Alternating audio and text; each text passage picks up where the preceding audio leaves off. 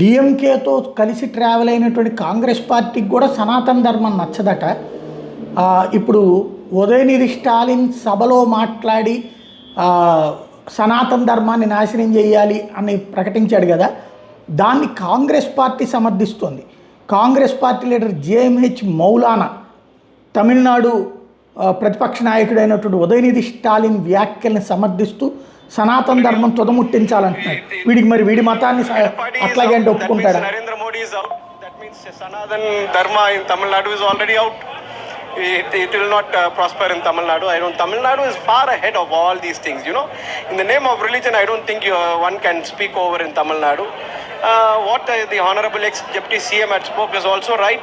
And Tamil Nadu will not take up the Sanatan Dharma anytime. That is for sure. Edapadi is out. That means Narendra Modi is out. That means Sanatan Dharma in Tamil Nadu is already out. It will not prosper in Tamil Nadu. Tamil Nadu is... సనాతన ధర్మం అనేటటువంటి దాన్ని నాశనం కావాలి. ఇతర మతాలని ఇదే ముక్కంటే గనక రచ్చరచ్చ చేసి వదిలిపెడతారు.